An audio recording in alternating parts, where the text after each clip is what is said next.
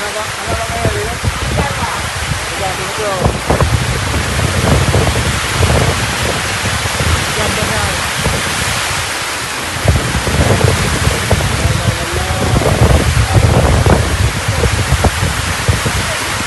ke dia Ustaz? Ngazan dia ada pun. Ngazan juga. Apa ya? Ngazan juga. Kedai. Apa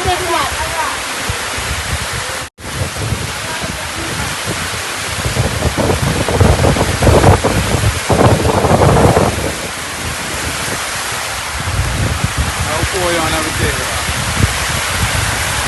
Saya terubah bak rambut ke tu.